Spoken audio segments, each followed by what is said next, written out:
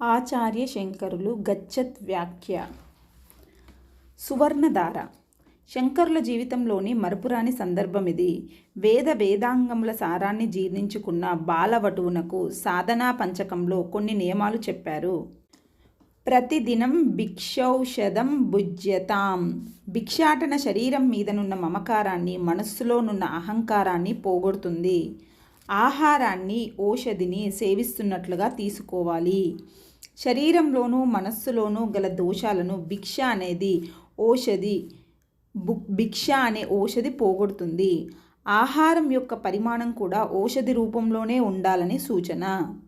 బ్రహ్మచర్య సన్యాస దీక్షను స్వీకరించిన వారలకు మాత్రమే లభించిన గొప్ప వరం భిక్షాటన. బ్రహ్మచారి వేషంలో శంకరుడు భిక్షాటనకై బయలుదేరాడు.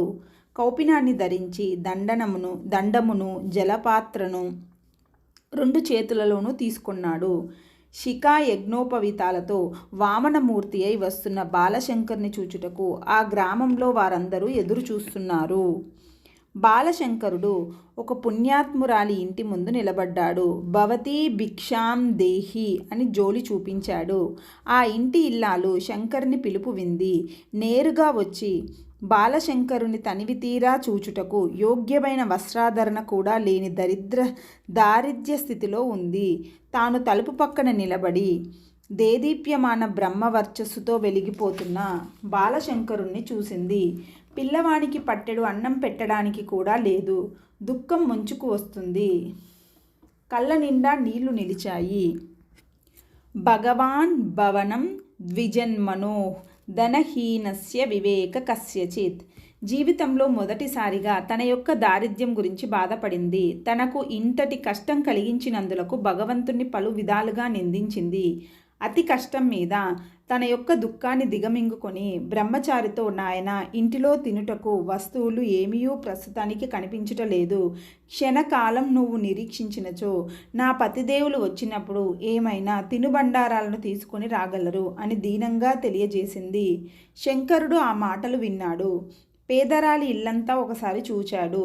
ఆ ఇంటిలో జ్యేష్ఠాదేవి నివసిస్తుందని ఆయనకు క్షణంలో అర్థమైంది. ఆ పేదరాలి మీద బాలశంకరునికి అపారమైన జాలి వేసింది. కారుణ్యం ఉప్పొంగింది.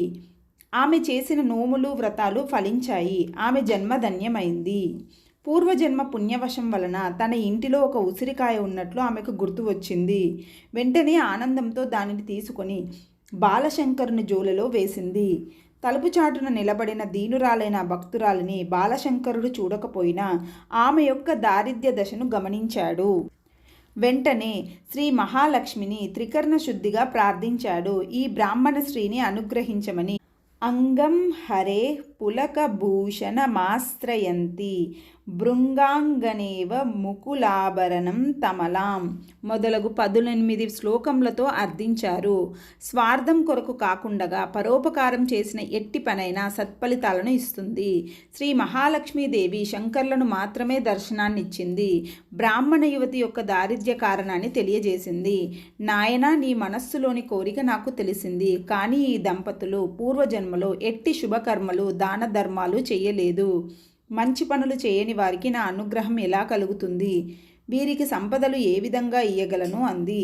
అమ్మా, నాకిప్పుడే ఉసిరికాయను భిక్షగా ఇచ్చింది కదా, ఈ చిన్న దానాన్ని నీవు అనుగ్రహించి బ్రాహ్మణ దంపతులను ఆశీర్వదించి అనుగ్రహించాలి అని శంకరులు లక్ష్మీదేవితో అన్నారు. బాలవటువు మాటలు లక్ష్మీదేవిని సంతోషపరిచాయి. ఆమె యొక్క కారుణ్యపు చూపులు కనకధారగా మారిపోయాయి. ఆమె ఇల్లు, వాకిలి మొత్తం బంగారు ఉసిరికాయలతో నిండిపోయింది. కనకవర్షం ఒక్క క్షణం కాలం వర్షించింది. ఆ పేదరాలు ధనవంతురాలైపోయింది. 2 చేతులు జోడించి బాలశంకరునికి నమస్కరించింది. శంకర్లు నిర్వికారంగా ముందుకు వెళ్ళిపోయారు. శంకర్లు చేసిన లక్ష్మీస్తుతిని కనకధార స్తవం అని పండితులు నామకరణం చేశారు. ఈ స్తోత్రాన్ని నిత్యం పారాయణ చేస్తే కనకవర్షం కురుస్తుంది. ఆర్థికపరమైన కష్టములతో ఉన్నవారు 40 రోజులు ప్రతిరోజు ఉదయం పారాయణ చేస్తే వారి కష్టములు తీరిపోతాయి. ఇది అక్షర సత్యం. అనేక మంది యొక్క అనుభవసారం. వాగ్వైభవం. బాలశంకరుని మాటలలోని శక్తి చాలా గొప్పది. శంకర్లు మొదటిసారిగా కోరిన కోరిక ఇది. ఆ వయస్సులో ఆకలి బాధ తెలుస్తుంది, కానీ ధన సంపాదనలోని కష్టం తెలియదు. ఇల్లాలు అన్నం లేక బాధపడుతోంది. వెంటనే ధనం కలవారు ఎవరా అని ఆలోచించాడు. లక్ష్మీదేవి స్మరించింది. అమ్మవారు షోడశీ స్వరూపిణి. 16 శ్లోకములతో ఆమెను ప్రార్థించాడు. లక్ష్మీదేవి కరుణించి ఆ ఇల్లాలు చేసుకున్న పుణ్యానికి తగినంత ధనాన్నిచ్చింది. ఈ స్తవంలో శంకర్లు 2 ఉపదేశాలు చేస్తున్నారు. ధనం లేనివాడు ధనాన్ని ఏ విధంగా సంపాదించాలో తెలియచేశారు. పురుషాకారానికి దైవబలం కూడా సహకరించాలి. దాన ధర్మాలు దైవబలాన్ని పెంచుతాయి. ఆ ఇల్లాలు శంకరునికి ఉసిరికాయ దానం చేసింది. సత్పాత్ర దానం, అందువల్ల 1000 రెట్లు ఫలాన్నిచ్చింది. దాన ధర్మాలు సత్పురుషులకు చేయాలని తెలియచేశారు. అసాధారణ ప్రజ్ఞా పాఠవాలు కలిగి సత్యంను ఎల్లవేళలా పలుకుతూ వేదాధ్యయన తత్పరుడైన సత్పురుషుడు ఆదేశిస్తే దేవతలు కూడా వెంటనే వరాలనిస్తారు. శంకర్ల తపశ్శక్తి లక్ష్మీదేవిని ఆనందపరిచింది. ఆదిశేషుని అవతారమైన పతాంజలి మహర్షి యొక్క యోగ సూత్రములను అధ్యయనం చేసిన వారు, కపిల మహర్షి యొక్క సాంఖ్య దర్శనమును, కనాద మహర్షి యొక్క వైశౌషికమును అధ్యయనం చేసిన వారు కూడా శంకర్ల వాదములకు ముగ్ధులవుతున్నారు. నాస్తిక గ్రంథ సముదాయం యొక్క పరిస్థితినేమి వర్ణించగలము అని పెద్దలు శంకరుణ్ణి కీర్తించారు. బాధపడుతున్న వారిని చూసి జాలిపడటం, ఓదార్పు మాటలు చెప్పటం మాత్రమే మానవత్వం అనిపించుకోదు. సానుభూతి వాక్యాలు మానసిక దౌర్బల్యాన్ని పెంచుతాయి. వాటి వల్ల వచ్చిన కష్టం మంచులా కరిగిపోదు. శక్తి ఉన్నవాడు పొట్ట నిండా అన్నం పెట్టాలి. శంకరునికి ఎంత శక్తి ఉందో అంత శక్తిని చూపించి ఆ ఇల్లాలిని ఆదుకున్నాడు. సమాజ సేవ ఏ విధంగా చేయాలో ఇతరులకు బోధించాడు అని ఆ గ్రామ ప్రజలందరూ శంకరుని గొప్పతనాన్ని పలు విధాలుగా కీర్తించారు. ఆనాడు శంకరుడు మరొక ఇంటికి మధుకరానికి వెళ్ళలేదు. జరిగిన దానిని తలుచుకొని లక్ష్మీదేవికి మనస్సులోనే అభినందనలు తెలిపారు. శంకర్ల జీవితంలో తనకు ఇది కావాలని అడిగినది ఈ సంఘటన మాత్రమే. అది కూడా తన కోసం కాకుండా ఇతరుల కోసం ప్రార్థించడం చేత ఆయనలో జగద్గురు లక్షణాలు చిన్ననాటి నుండి వికసిస్తూనే ఉన్నాయి. మాతృసేవ. బాలాశంకరుని లీలా విలాసాదులను ఆర్యాంబ ఇతరులు చెప్పగా విని ఆనందిస్తోంది. బీదరాలైన ఒక ఇల్లాలిని లక్ష్మీదేవి ఆశీస్సులతో ధనవంతురాలిగా చేసినందుకు సంతోషించింది. స్వార్థ చింతన లేకుండగా ఇతరుల యొక్క బాధలు చూచి ద్రవించిన బాలాశంకరుని మనసారా దీవించింది. రోజులు గడుస్తున్నాయి. ఆర్యాంబలో వృద్ధాప్యపు లక్షణాలు బయటపడుతున్నాయి. కొద్దిగా పనిచేసినా శ్రమ పడిపోతుంది. గృహకృత్యములు కొనుక్కుటకు కూడా కష్టంగా ఉంటుంది. బాలాశంకరుడు ఇంటిలో ఉన్నంత వరకు తల్లికి సహాయపడుతున్నాడు. ఇతర పండితులతో శాస్త్రచర్చ చేయుచున్నప్పుడు విద్యార్థులు వచ్చి తమ సందేహాలను నివృత్తి చేసుకునినప్పుడు మాత్రం తల్లిని వదిలి ఉంటున్నాడు. మిగిలిన సమయమంతా తల్లి దగ్గర మాత్రమే ఉంటున్నాడు. వేసవి కాలం వచ్చింది. చెరువులలోనూ బావులలోనూ గల నీటి జలాలు తగ్గిపోతున్నాయి. చెరువు నీరు గృహకృత్యాలకు మాత్రం వాడుతున్నారు. మంచినీరు, త్రాగునీరు గ్రామంలో దొరుకుట కష్టంగా ఉంది. కొద్ది దూరంలో ఉన్న పూర్ణా నదియే అందరి దాహార్తిని తీరుస్తుంది. గ్రామస్తులందరూ ప్రాతకాలంలో పూర్ణా నదికి వెళ్ళి స్నాన జపాదులు నిర్వహించుకొని ఇంటికి వెళ్తున్నారు. ఆర్యాంబ కూడా ప్రతిరోజు ఉదయాన పూర్ణా నదికి వెళ్ళి మంచినీళ్లు తీసుకొని వచ్చేది. కానీ ఒకరోజు కొద్దిగా ఆలస్యమైంది. మిట్ట మధ్యాహ్న సమయంలో నది స్నానానికి బయలుదేరింది. ఎండ నిప్పులు చెరుగుతుంది. పూర్ణా నది నుండి బిందెడు మంచినీళ్లు తెచ్చుకుందామని ఆర్యాంబ బయలుదేరింది. గ్రామంలోని వారందరితో కలిసి పూర్ణానది ప్రాంతానికి చేరుకుంది. గ్రామానికి దగ్గరలోనే పూర్ణానది ప్రవహిస్తుంది. పూర్ణానది తీరానికి వెళ్ళు మార్గమంతా ఇసుకతో ఉంటుంది.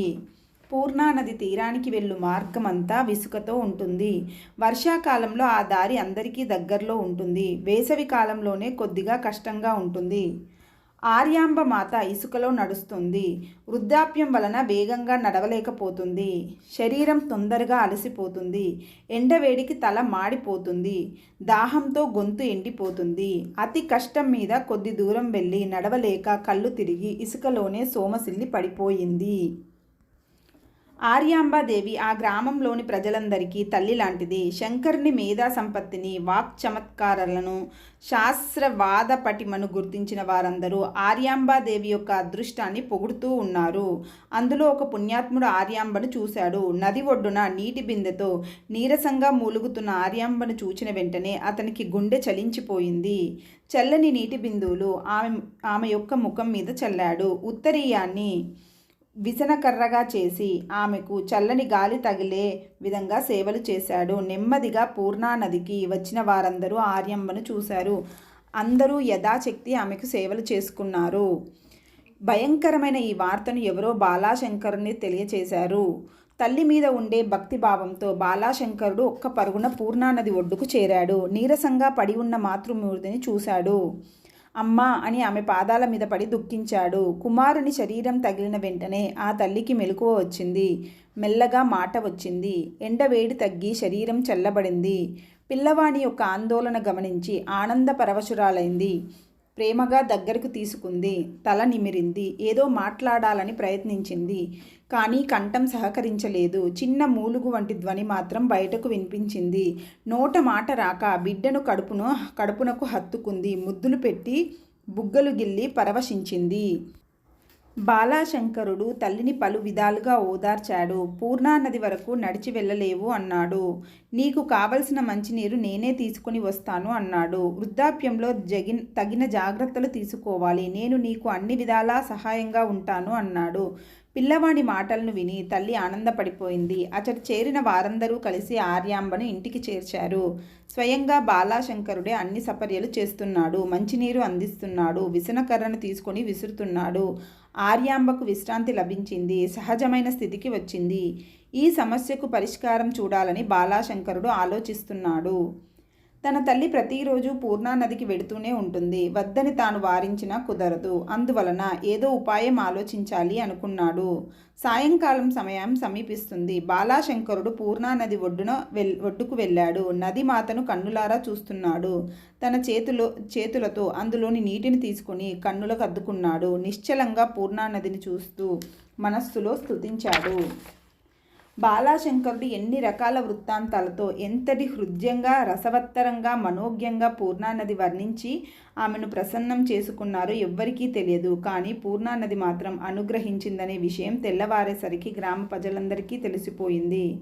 రాత్రి సమయం వరకు పూర్ణానది మాత దగ్గర ఉన్న బాలాశంకరుడు నెమ్మదిగా ఇంటికి వచ్చి నిద్రపోయాడు. ఆ రాత్రి అంతా వర్షం కురుస్తూనే ఉంది. చుట్టుపక్కల ఉన్న కొండవాగులన్నీ పూర్ణానదిలో కలిసిపోయాయి. నిండు గర్భిణి వలె పూర్ణానది ప్రవహిస్తూ తన మార్గాన్ని మార్చివేసింది. ప్రజలకు కష్టం కలగకుండా తన నుండి చిన్న పాయను గ్రామం గుండా ప్రవహింపచేసింది. బాలాశంకరుని ఇంటి సమీపంలోని గల విష్ణువాలయం దగ్గర నుండి నెమ్మదిగా మళ్ళీ పూర్ణానదిలో కలిసిపోయింది. ప్రజలందరూ ఆశ్చర్యపోయారు. బాలాశంకరుని కోరికను పూర్ణాదేవి అనుగ్రహించిందని ఆనందపడిపోయారు. గంగాదేవి శ్రీ మహావిష్ణువును ఆశ్రయించినట్లుగా పూర్ణానది మాత విష్ణు ఆలయం గుండా ప్రవహించిందని ఆనందించారు. రాజశేఖరుని ఆహ్వానం. బాలాశంకరుని కీర్తి ప్రతిష్టలు దేశం నలుమూలలా వ్యాపించాయి. పూర్ణానది తన మార్గాన్ని కూడా కొద్దిగా మార్చిందని ప్రజలందరూ వింతగా చెప్పుకుంటున్నారు. ఆ కాలంలో కేరళ రాజ్యాన్ని రాజశేఖరుడు పరిపాలిస్తున్నాడని ముందుగా చెప్పుకున్నాం. బాలశంకరుని లీలలు రాజశేఖరుని చెవిన చేరాయి. తన రాజ్యంలో ప్రజలను కంటికి రెప్పలా కాపాడే స్వభావం కలవాడు రాజశేఖరుడు. శంకరుని వయస్సు చాలా చిన్నది. బ్రహ్మచర్య నియమాలతో జీవిస్తూ అందరి మన్ననలను పొందిన ఆదర్శవంతమైన నడవడిక, తల్లి ఎడల అపారమైన ప్రేమ, గౌరవం, భక్తి, ప్రపంచ మేధావులను కూడా ఆశ్చర్యపరచు మేధా సంపత్తి, లోక కళ్యాణాన్ని కోరు విశాల హృదయం, అత్యున్నతమైన గురుభక్తి, ఇన్ని లక్షణాలు గల శంకరుడు రాజశేఖరుని మనస్సులో స్థిరమైన ముద్రను వేశాడు. దైవాంశ సంభూతుడైన బాలాశంకరుని తనివితీరా స్వయంగా చూడాలని రాజశేఖరుడు తొందరపడిపోతున్నాడు. మనస్సులోని కోరికను తెలియజేశారు. బాలాశంకరునితో మర్యాదగా మాట్లాడి వెంటబెట్టుకుని సభామంటపానికి వినయంగా తీసుకురమ్మని ఆజ్ఞాపించాడు. కేరళాధీశుడైన రాజశేఖరుని సంస్థానంలో గల మంత్రులందరిలో ఇతడు ఉత్తమోత్తుడు, వినయ సంపన్నుడు, సమయస్ఫూర్తి గా మాట్లాడువాడు, కడు సమర్థుడు, యుక్తాయుక్త విచక్షణ జ్ఞానం కలవాడు, అన్నిటికంటే ముఖ్యంగా వినయ విధేయతలు కలవాడు, స్వామి భక్తి పరాయణుడు, వైదికాచారములయందు వేదవేత్తములయందు సంపూర్ణమైన గౌరవం కలవాడు, రాజాజ్ఞను శిరసన ధరించి మంత్రివర్యుడు పరివార సమేతుడై కాలడి గ్రామానికి బయలుదేరాడు. ఆ రోజు ప్రయాణ సాధనాలు లేవు. పరివారమంతా నడిచి రావలసిందే. కొందరు పెద్దలు మాత్రం రథాల మీద, గుర్రాల మీద వచ్చేవారు. మదించిన ఏనుగును కూడా వెంటబెట్టుకుని 4 రోజులు ప్రయాణం చేసి మంత్రివర్యుడు కాలడి గ్రామాన్ని చేరాడు. కాలడి గ్రామంలో శంకరుని నివాసం అందరికీ తెలిసిందే. సాక్షాత్ కేరళ దేశపు మహారాజు శంకరుని వద్దకు పరివార సమేతుడై మంత్రివర్యుని పంపించాడని ప్రజలందరికీ తెలిసిపోయింది. తన పనిని సానుకూలం చేసుకోవాలని మంత్రి ఆలోచిస్తున్నాడు. శంకరుని ఎదుట నిలబడి నమస్కరించాడు. వినయ విధేయతలను ప్రదర్శిస్తూ మహారాజు యొక్క గొప్పతనాన్ని పలు విధాలుగా వర్ణించి చెప్పాడు. రాజ సంస్థానంలో ప్రతిరోజు పండితులకు, కళాకారులకు సన్మానాలు జరుగుతున్నాయి అన్నాడు. శాస్త్రవాద చర్చలు జరుగుతాయి. దర్శనాలలో, షట్శాస్త్రాలలో నిష్ణాతుడైన పండితులు తమ ప్రజ్ఞా పాటవాలను చూపించి మహారాజు వద్ద గౌరవాన్ని పొందుతారు. మహారాజుపై అందరికీ ఎంతో గౌరవం. అంతటి రాజశేఖర మహారాజు మీ దర్శనం కొరకై పరితపిస్తున్నాడు. మిమ్మల్ని మదపు టేనుగుపై కూర్చుండబెట్టుకొని సగౌరవంగా తీసుకొని రమ్మనమని మీ దగ్గరకు పంపించారు అని వినయంగా మనవి చేశాడు. మీ రాకకై కేరళ దేశపు ప్రజలందరూ రాజ సంస్థానంలో ఎదురు చూస్తున్నారు. మంగళ వాయిద్యాలతో నిలబడి ఉన్నారు. నవరత్న ఖచ్చితమైన ఆభరణాలను కానుకగా పంపించారు అని కానుకలన్నింటినీ శంకరుని ముందు ఉంచాడు. మీ యొక్క పవిత్ర పాదధూళితో మా మహారాజు యొక్క గృహాన్ని పావనం చేయండి అని వినయంగా ప్రార్థించిన మంత్రివర్యుణ్ణి బాలాశంకర్లు వైదిక మంత్రాలతో ఆశీర్వదించారు. తన ఎదురుగా కూర్చుంటకు ఉచితాసనాన్ని చూపించారు. రాజశేఖర మహారాజుకు తనపై గల గౌరవానికి కృతజ్ఞతలు తెలియజేశాడు. బాలాశంకరుడు నెమ్మదిగా తన మనస్సులోని భావాలను బయటపెడుతూ బ్రహ్మచర్యాశ్రమ విధులను, వాటిలోని కఠోర నియమాలను బ్రహ్మచారులు ఏ విధంగా ఆచరిస్తారో తెలియజేశారు. ప్రతిరోజు బ్రహ్మీ ముహూర్తంలో లేవాలి. ఎంతటి శీతకాలమైనా చన్నీళ్లతో స్నానం చేయాలి. అగ్ని కార్యావిధులు పూర్తి చేయాలి. త్రిసంధ్యలో అనగా ఉదయం, మధ్యాహ్నం, సాయంత్రం గాయత్రి మంత్ర ఉపాసన చేయాలి. ఆ సమయంలో మౌనంగా ఉండాలి. కొన్ని పవిత్రమైన తిథులలో, వారాలలో ఉపవాసం చేయాలి. తల్లిదండ్రులను సేవించాలి. ముఖ్యంగా ఆర్యాంబాదేవి వృద్ధురాలైపోయింది. ఆమెకు సేవలు చేయాలి. ఆమెకు వంట సమయంలోనూ, ఇంటి పనులలోనూ తల్లికి సహాయపడాలి. ఏ పనిని చేస్తున్నా వేదాన్ని మననం చేసుకుంటూ ఉండాలి. విశ్రాంతి సమయంలో వేదాలను అధ్యయనం చేయాలి. శిష్యులకు వేదశాస్త్ర పాఠాలను బోధించాలి. ఇందులో ఏ ఒక్కటి మానుటకు వీలు లేదు. గజ, అశ్వ వాహనాల మీద బ్రహ్మచారులకు ఆశ ఉండదు. బంగారము, వెండి, పట్టు వస్త్రాల మీద వ్యామోహం ఉండదు. అందువలన ప్రస్తుత సమయంలో రాజుగారి దర్శనం చేయుటకు తగిన సమయం లేదు, కావున రాలేకపోవుచున్నాను అని శంకర్లు మృదువుగా మంత్రివర్యునికి తన అభిప్రాయాన్ని తెలియజేశారు. సద్గుణ సంపత్తితో దేశ ప్రజలను కన్నబిడ్డల వలె పరిపాలించుచు, పితృరుణము, దేవరుణము, ఋషి రుణము తీర్చుకొని పరిస్థితులు కల్పించుచు, ప్రజలు ఏ ఏ సమయాల్లో ఎట్టి పుణ్యకర్మాలు చేయాలో ప్రజలకు తెలియచేయాలి అని రాజునకు సందేశాన్ని పంపించాడు. శంకరుని సందేశాన్ని విన్నాడు మంత్రివర్యుడు. తాను వచ్చిన పని సఫలం కాలేదు అను విచారం అతని మనస్సులో లేదు. వినయంతో శంకరునికి నమస్కారం చేశారు. తిరిగి వెళ్ళుటకు అనుజ్ఞను ప్రార్థించాడు. తమ సందేశాన్ని యథాతథంగా కేరళాధీశులకు తెలియజేయగలనని విన్నపం చేశాడు. శంకర్లు మంత్రి పుంగవుణ్ణి ఆశీర్వదించి పంపించారు. తాను పొందిన దివ్యానుభూతిని మహారాజునకు కూడా తెలియచేయాలని తొందరపడుతున్నాడు. బాలాశంకరుని అభిముఖంగా నమస్కరించి వెనుకకు మెల్లగా నడిచి వెళ్ళిపోయాడు. మంత్రి యొక్క రాక కోసం రాజశేఖరుడు ఎదురు చూస్తున్నాడు. ఇంతలో మంత్రి వచ్చాడనే వార్త విని రాజశేఖరుడు ఎదురు వెళ్ళి మంత్రిని కలుసుకున్నాడు. మహారాజును చూచిన మంత్రి పుంగవుడు శిరస్సు వచ్చి నమస్కరించాడు. శంకర దర్శనం. అమాత్యవర్యుని మాటలలోని పారవశ్యాన్ని గమనించాడు రాజశేఖరుడు. తన ఆజ్ఞను అనుసరించి ఒక్కమారు శంకర్ని దర్శించినంత మాత్రం చేత మంత్రి పుంగవుడు ఆనంద సాగరంలో మునిగిపోతున్నాడు. అట్టి మహనీయుని కనలారా దర్శించాలి అని రాజశేఖరుడు నిశ్చయించాడు. సంతోష తరంగాల నుండి బయటపడిన మహామంత్రి రాజశేఖరునికి నమస్కరిస్తూ, మహారాజా, తమ కటాక్షం వలన పరమేశ్వర అవతారమైన శంకరుని చూసి ధన్యుడినయ్యాను. నా జన్మ సఫలమవుతుంది. మీ వంటి సత్పురుషుల సేవాభాగ్యం వలన నాకు పరమేశ్వర దర్శనం జరిగింది అని మనవి చేశాడు. బాలాశంకరుణ్ణి అవతారమూర్తిగా భావించి నమస్కరిస్తున్న మంత్రి మాటలకు, చేష్టలకు రాజశేఖరుడు ఆశ్చర్యపోయాడు. మహాబుద్ధిమంతుడైన మహామంత్రి యొక్క నిర్ణయం త్రికాల సత్యమేనని నమ్మాడు. తాను కూడా శంకరబాలుని చూచుటకు వెంటనే నిర్ణయించాడు. బాలశంకరుని చూచుటకు తగిన ముహూర్తంను, సమయమును, ప్రయాణపు ఏర్పాట్లను సిద్ధం చేయమని మహామంత్రుల వారిని అభిమానపూర్వకంగా ఆదేశించాడు.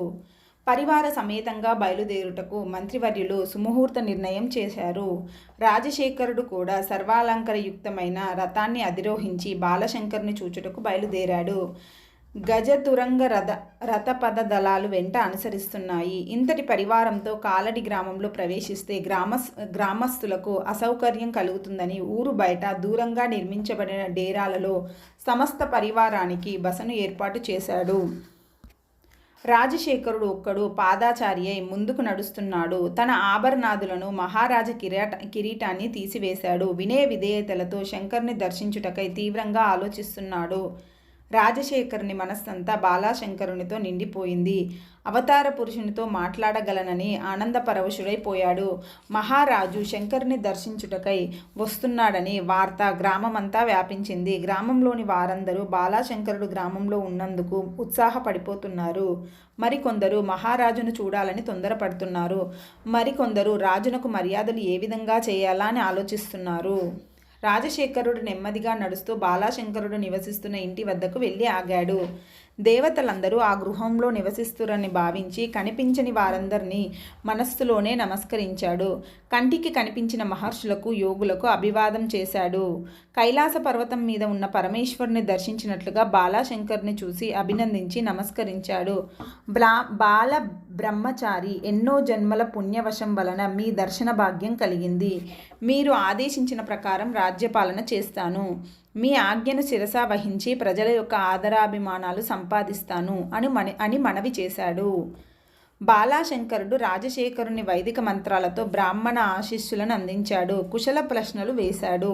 మీ యొక్క కీర్తి ప్రతిష్టలు నలుదిశలా వ్యాపిస్తున్నాయని అభినందించాడు. మీ యొక్క పరిపాలనలో అందరూ వృత్తి ధర్మాన్ని పాటిస్తున్నారని తెలియజేశాడు. బుద్ధిమంతులైన మంత్రుల యొక్క సలహాలను స్వీకరించాలి అన్నాడు. దైవజ్ఞులను, కళాకోవిదులను, పండితులను, గాయకులను ఆదరించాలి సుమా అని హెచ్చరించాడు. దొంగల వలన, దుర్మార్గుల వలన ప్రజలకు ఎట్టి కష్టం కలగకుండా కాపాడాలి అని ఉపదేశించాడు. రాజసభలోని వారందరి యోగక్షేమాలను అడిగి తెలుసుకున్నాడు. అన్నిటినీ మౌనంగా విన్నాడు రాజశేఖరుడు. మీ ఆజ్ఞను శిరసా వహిస్తానని, మీ ఆదేశాలను యథాతథంగా పాటిస్తానని శిరఃకంపాదులచే తెలియజేశాడు. భారత భూమిని పరిపాలించిన మహారాజులలో భోజ మహారాజు యొక్క కీర్తి ప్రతాపాదులు, సంగీత సాహిత్య కళాభిమానాలు అందరికీ తెలిసినవే. అదేవిధంగా రాజశేఖరుడు కూడా మంచి పండితుడు, కళాభిమాని, కవులను, గాయకులను పోషించు స్వభావం కలవాడు. తాను కూడా సహజంగా కవి. అనేక కృతులను, కావ్యాలను రచించాడు. క్రొత్తగా 3 నాటకాలను రచించాడు. కవుల వద్ద, పండితుల వద్ద తాను వినిన, నేర్చిన ఎన్నో సాహితీ రహస్యాలను తన నాటకాలలో పొందుపరిచాడు. తన ఆస్థాన పండితులకు, కవులకు తన నాటకాలను వినిపించాడు. వారందరూ తనను ఎన్ని విధాలుగా మెచ్చుకొనినప్పటికీ రాజశేఖరునికి తృప్తి కలగలేదు. తన యొక్క నాటకాలను బాలాశంకరుడు మెచ్చుకుంటే తన కవిత్వం సుస్థిరమవుతోందని తలిచి తనతో పాటు తాను వ్రాసిన నాటకాలను కూడా తీసుకుని వచ్చాడు. ఒక బంగారు పళ్ళెంలో బంగారు నాణాలను, ఫలపుష్పాదులను, నాటకాలను ఉంచి శంకరునికి భక్తితో నమస్కరించాడు. తన కృతులను ఒక్కమారు చదివి లేదా విని ఆశీర్వదించమన్నాడు. తమ అభిప్రాయాన్ని తెలియచేయమని వినయంగా ప్రార్థించాడు. శంకరులు ఏమి అంటారో అని భయంగా చూస్తూ ఉండిపోయాడు. తన చేతిలో వినయంగా ఉంచిన నాటకాలను అభిమానపూర్వకంగా శంకరుడు తీసుకున్నాడు.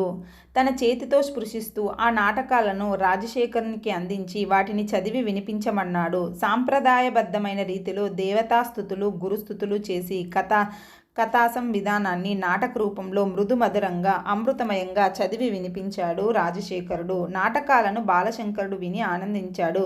రసస్ఫూర్తిలో రచన సాగిందన్నాడు. శృంగారాది రసాలు పరిపుష్టంగా పోషించబడ్డాయి అన్నాడు. అలంకార సౌందర్యం నిరుపమానమని మెచ్చుకున్నాడు. మహాకవుల యొక్క రచనా సరళిని పోలియున్న నీ యొక్క భావనా సంపత్తి, శబ్దశాస్త్ర పటిమ ఆశ్చర్యపరిచాయి అని పలు విధాలుగా రాజశేఖరుని కృతులను అభినందించాడు. సాహితీ కుసుమాలతో సారస్వతార్చన చేసి నన్ను ఆనందపరిచిన నీకు ఏదైనా వరం ఇద్దామనుకుంటున్నాను. నీకేమి కావాలో కోరుకో అని బాలశంకరుడు ఆశీర్వదించాడు. బాలశంకరుని మాటలు విని రాజశేఖరుడు ఆనంద సాగరంలో మునిగిపోయాడు. భక్తి శ్రద్ధలతో మరొక్కమారు సాష్టాంగ దండ ప్రణామం చేశాడు. స్వామి, మీ యొక్క దయ వలన నా పరిపాలనలోని ప్రజలందరూ సుఖశాంతులతో ఉన్నారు. కరువు కాటకాదులు లేవు. వర్షాకాలంలో పుష్కలంగా వర్షాలు పడుటచే రైతు సోదరులందరూ పుష్కలంగా పంటలను పండిస్తున్నారు. బ్రాహ్మణోత్తములందరూ వేదాధ్యయన తత్పరులై యజ్ఞ యాగాది కృతువులను చేయిస్తూ పవిత్రమైన జీవితం గడుపుతున్నారు. ఖజానాలో ధనరాశులు పుష్కలంగా ఉండుటచే రాజ్యం సుభిక్షంగా సర్వతో ముఖాభివృద్ధి చెందుతుంది. కానీ రాజశేఖర్ని ఎల్లవెల్లలా ఒకే ఒక చింత బాధిస్తుంది. ఇంతవరకు సంతాన భాగ్యం కలగలేదు. పిల్లలు కలగపోవుటకు గల కారణాలను ఆలోచిస్తూ నిద్రలేమి రాత్రులు ఎన్నో గడిపాడు. తెల్లవారుజామున కొద్దిగా మగతగా నిద్రపట్టిన వెంటనే ఎన్నో కలలు వస్తున్నాయి. తన ఇంటి నిండా పిల్లలే. ఎక్కడ చూచినా పిల్లల అల్లర్లు, కేరింతలు, ఏడుపులతో మారు మ్రోగుతూ ఉంటుంది. వారి ఆటపాటలతో రాజశేఖరుడు ఉక్కిరి బిక్కిరి అయిపోయేవాడు. ఇంతలో తెల్లవారిపోయేది. కల చెదిరిపోయేది. అంతా భ్రాంతి అని తలచి రాజశేఖరుడు దుఃఖక్రాంతుడైపోయేవాడు. అందువలన స్వామి, వంశోద్ధారకుడు, రాజ్య పరిపాలనాధ్యక్షుడు, బహుకార్య నిర్వహణా చతురుడు, అపర బృహస్పతి, దీర్ఘాయుర్దాయం గల పుత్రుని వరంగా అనుగ్రహించమని రాజశేఖరుడు శంకరుణ్ణి ప్రార్థించాడు. రాజశేఖరుని కోరికను విని బాలశంకరుడు చిరునవ్వు నవ్వాడు. తదాస్తు అన్నాడు. పుత్రకామిష్టి యాగం చేసి పుత్రప్రాప్తికి విఘ్నరూపమైన దోషాన్ని నివారించుకోవాలని సూచనలిచ్చాడు. వేద పండితులైన బ్రాహ్మణోత్తములకు ధన కనక వస్తు వాహనాదులకు దానం చేయమని ఉపదేశించాడు. మర్యాదపూర్వకంగా బంగారు పళ్ళెంలో తనకు ఇచ్చిన బంగారు నాణెంలను గ్రామంలోని వారందరికీ పంచిపెట్టమన్నాడు.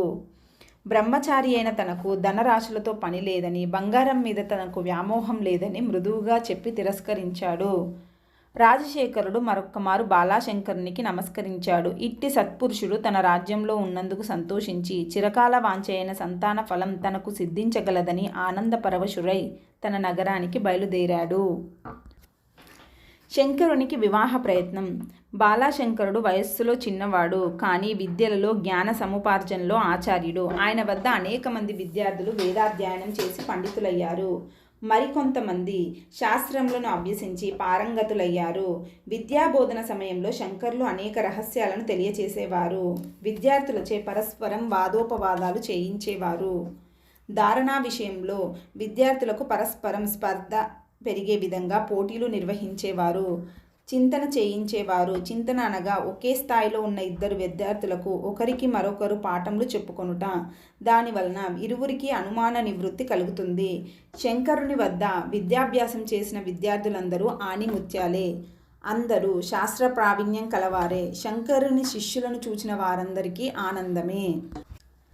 తన దగ్గరకు వచ్చిన విద్యార్థులకు శాస్త్రాదులను బోధిస్తూ శాస్త్ర మర్యాదలను రహస్యాలను తెలుసుకొనగోరు వారి అనుమానాలను నివృత్తి చేస్తూ శంకర్లు క్షణకాలం కూడా విశ్రాంతి తీసుకొనుట లేదు. అయినా మాతృసేవను మాత్రం విడిచిపెట్టేవారు కాదు. మంత్రాలలో గాయత్రి మంత్రం ఎంత గొప్పదో దేవతలో తల్లి అంతటి గొప్పదని ఆచరించి నిరూపించేవారు. తల్లి కంటే గొప్ప దైవం లేదని విద్యార్థులకు బోధించేవారు. ఉత్తమమైన విద్యను బోధించు 10 మంది ఉపాధ్యాయుల కంటే గాయత్రి మంత్రోపదేశం చేసిన ఆచార్యుడు గొప్పవాడు. అట్టి ఆచార్యుని కంటే తనకు శరీరాన్ని బుద్ధిని ప్రసాదించిన తండ్రి 100 రెట్లు గొప్పవాడు. అట్టి తండ్రి కంటే 9 మాసాలు మోసి పెంచిన తల్లి 1000 రెట్లు అధికురాలు. అందువలనే నమాతు పరమం దైవతం అన్నారు. శంకర్లు చేయుచున్న మాతృసేవను చూచి గ్రామంలో పెద్దలందరూ అతన్ని పలు విధాలుగా కొనియాడారు. ఇంతటి కుమారుడు కలిగినందులకు ఆర్యాంబ జన్మ ధన్యమైందని ఆమెను అభినందించారు. తమ యొక్క పుత్రులు కూడా శంకరుని వలె ప్రజ్ఞాపాఠవాలు కలవారే ఉండాలని భగవంతుని ప్రార్థించేవారు. వంశాన్ని అభివృద్ధిపరచి సమాజంలో గౌరవ ప్రతిష్టలు అందించేది గృహస్థాశ్రమం.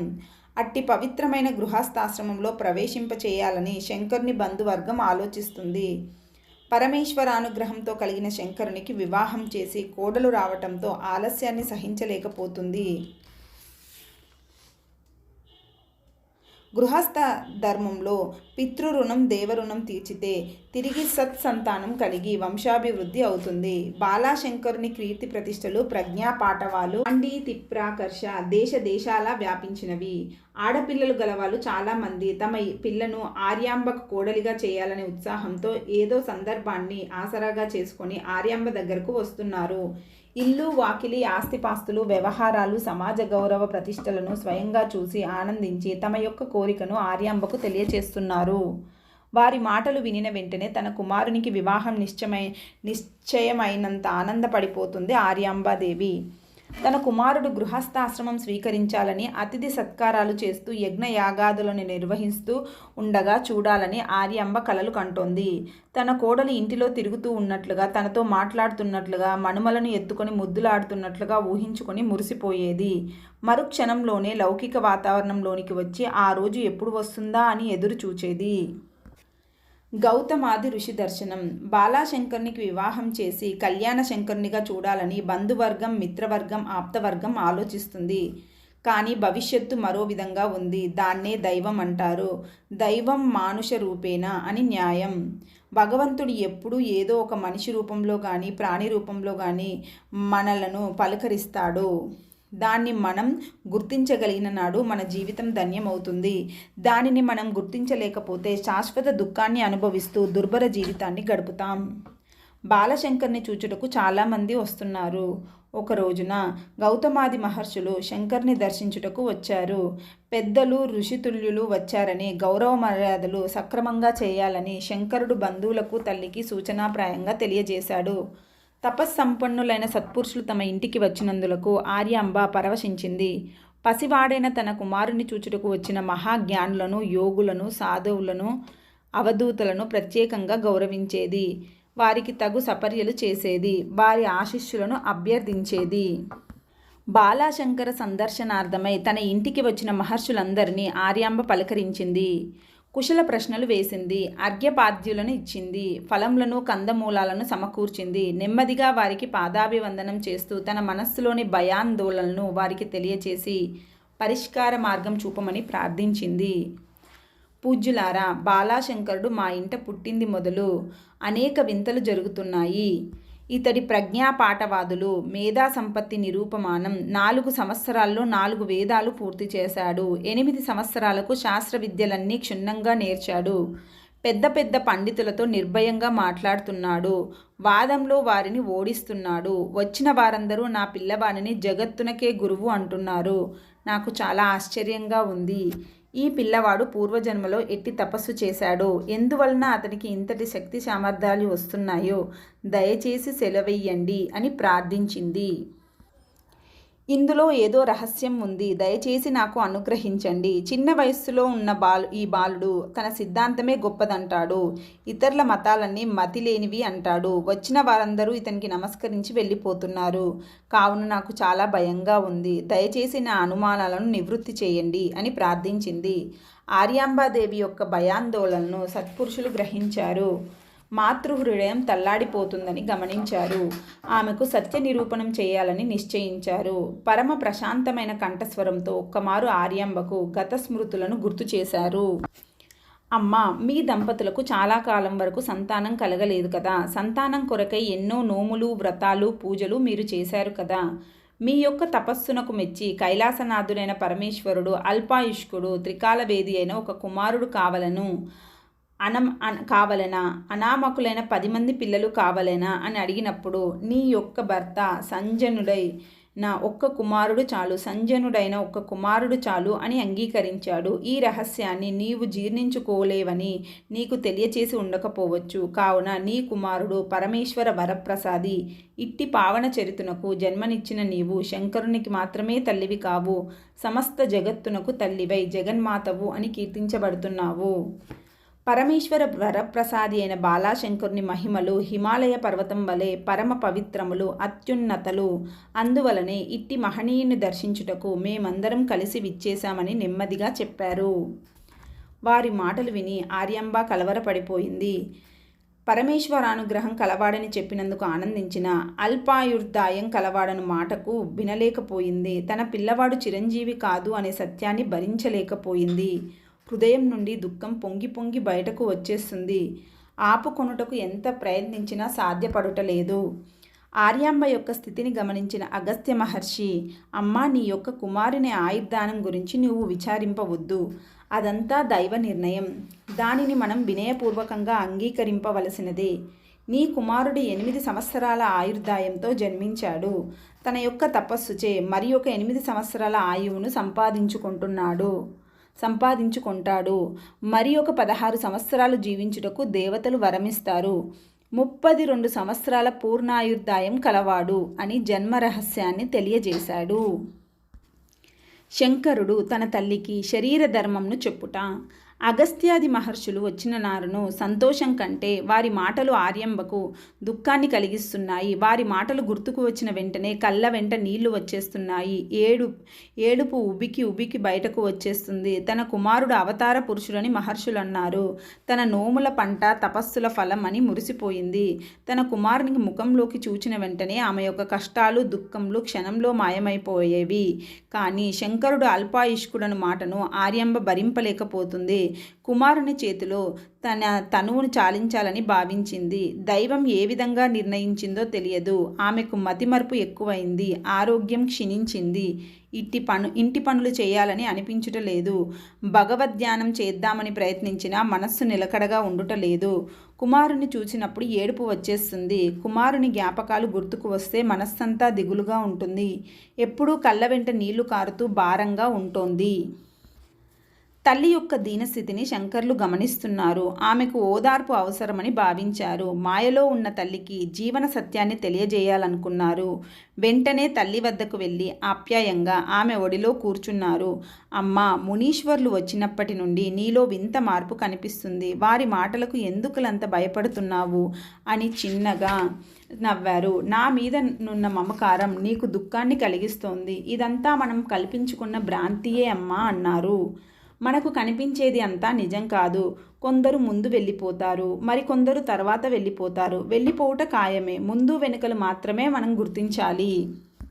నీటి మీద బుడగలు ఎంతసేపు ఉంటాయి? బుడగ వస్తే ఒక జీవి పుట్టినట్లు, బుడగపోతే బాధపడతామా? మన శరీరం కూడా అంతే. పుట్టిన వాళ్ళు ఎవ్వరైనా శాశ్వతంగా ఉన్నారా? పుట్టినవాడు మరణిస్తాడు, మరణించినవాడు తిరిగి జన్మిస్తాడు. ఇది సహజం. కానీ చచ్చిపోయిన వాని కొరకై చనిపోవువాడు ఏడుస్తాడు. చనిపోవువాడు ఏడుస్తాడు. ఇది చాలా ఆశ్చర్యకర విషయం. మనం ధరించిన వస్త్రం చిరిగిపోతే పారవేస్తాం. దాని గురించి బాధపడం కదా. ఈ శరీరం కూడా అంతే. శరీరమే నిత్యం కాదు. అశాశ్వతమైన శరీరం మీద మమకారం పెంచుకొనుట న్యాయమా? ఈ శరీరం తుచ్చమైనది. కంపుకొట్టు స్వభావం కలది. మలమూత్రాదులకు నిలయం.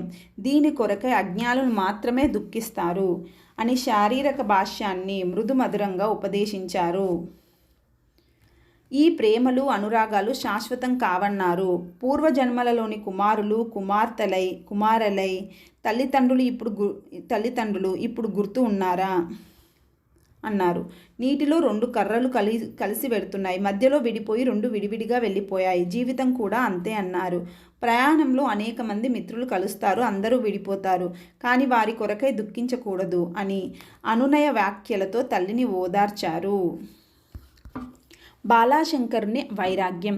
బాలాశంకరుని బోధనలోని సత్యాన్ని ఆర్యాంబ గ్రహించింది. తన కుమారుడైన శంకరుని మనస్సులో దృఢంగా నిలిచిన వైరాగ్య వాసనలు ఆర్యాంబకు కనిపించాయి. జగత్తు యొక్క స్వరూపాన్ని ఇంత స్పష్టంగా తెలియజేసిన శంకరుని జ్ఞానసాగరాన్ని చూచి పరవశించిపోయింది. క్షణకాలంలో బాహ్య స్మృతిని చెంది ఇంతటి అపురూప జ్ఞానరాశి తనకు దక్కకుండా వెళ్ళిపోతాడేమోనని భయపడింది. నాశనమగుచున్న వేద ధర్మాలను ఉద్ధరించుటకు ప్రయత్నం చేయాలని నీవు బోధించావు కదమ్మా. సంసార సముద్రంలో పడినవాడు ఇతరులను ఏ విధంగా ఉద్ధరిస్తాడు అని తల్లిని శంకర్లు సమాధానపరిచారు. కుమారుని మనస్సంతా వైరాగ్య భావన నిండియుందని ఆర్యాంబ గ్రహించింది. ఆ తల్లి యొక్క మనస్సు విలవిలలాడిపోయింది. ఒక్కగానొక్క కొడుకు తనకు దక్కకుండా పోతాడని తల్లడిల్లిపోయింది. ఆమె గుండెల నిండా అగ్నిహోత్రాలు వెలుగుతున్నాయి. శరీరం దహించుకుపోతుంది. గంగా ప్రవాహంలా కళ్ళనింట నీళ్లు వచ్చేస్తున్నాయి. ఆమె యొక్క మానసిక స్థితిని బాలాశంకర్లు గమనిస్తున్నారు. క్షణకాలం ముఖమంతా వివర్ణమైపోయింది. కుమారునిలోని మార్పును ఆర్యాంబ పసిగట్టింది. ఇదే సరైన సమయమని నిర్ణయించింది. తాను చెప్పదలుచుకున్న విషయాలన్నీ గబగబా చెప్పేసింది. నాయనా, చిన్న వయసులో నీకు ఉపనయనం చేశాను. త్వరలో నీకు వివాహం చేద్దామని అనుకుంటున్నాను. మన ఇంట కోడలు రావాలి. పిల్లా పాపలతో ఈ ఇల్లంతా సందడిగా ఉండాలి. మనుమలతో మనవరాళ్లతో నేను ఆప్యాయంగా ఉండాలి. ఇదే నా కోరిక. కాదనకు నాయనా అంది. కుమారుడు ఏమీ మాట్లాడలేదు. ఏదో ఆలోచిస్తూ ఉండిపోయాడు. తన తల్లి యొక్క చేతులు పట్టుకున్నాడు బాలశంకరుడు. దృఢమైన కంఠస్వరంతో తల్లిని ఓదారుస్తూ జీవిత రహస్యాలను తెలియజేశారు. అమ్మ, ఆశ్రమ ధర్మాలన్నిట్లో సన్యాసాశ్రమం చాలా గొప్పది. ఇంటిలో ఒక్కరు సన్యాసించిన మాతృవర్గపు 7 తరాలు, పితృవర్గపు 7 తరాల వారు తరిస్తారని శాస్త్రాలు చెబుతున్నాయి. అమ్మ, ఈ లోకంలోని బంధాలన్నీ తామరాకు మీద నీటి బొట్టు వంటివే. నాకు తల్లి మీద ప్రేమ లేదని నీవు అనుకోవద్దు. నాకు తల్లి మీద ఎంత ప్రేమ, భక్తి, గౌరవం ఉన్నాయో సమాజంలోని అందరి తల్లుల మీద అంతే సమానంగా ఉన్నాయి. నాకు ఎవ్వరి మీద ప్రేమ లేదు, వైరము లేదు. రెండూ సమానమే. స్త్రీలందరూ నాకు తల్లులతో సమానం. కావున వివాహం అనే కోరిక నా మనస్సులోనే లేదు అని నెమ్మదిగా బాలాశంకరుడు తన అభిప్రాయాన్ని స్పష్టంగా తెలియజేశాడు. అమ్మ, మరొక రహస్యం కూడా తెలియచేస్తాను. పరమేశ్వరుని సృష్టి స్వరూపాన్ని ఒకే భావంతో భావన చేయాలి. ద్వేషభావం ఉన్న వారికి వైరాగ్యం ఉండదు, జ్ఞానం కలగదు, మోక్షం రాదు. బంధాలు విడిచిపెట్టమని శాస్త్రం చెప్పింది. లేని వాళ్ళందరినీ విడిచిపెట్టమనలేదే. కంటికి కనపడే వస్తువుల యందు మమకారం లేకుండగా ఉండాలి. అన్ని ప్రాణుల మీద దయా దాక్షిణ్యాదులు ఉండాలి. అమ్మ, జ్ఞానులకు సంసారమంతా దుఃఖరూపంగా కనిపిస్తుంది. ప్రపంచమంతా మాయ కానిది ఒకటి ఉంది. అది కనిపించదు, వినిపించదు. దాన్ని తెలుసుకొనుటయే ఆనందం. అదే జీవిత పరమావధి అని ఉపదేశించారు.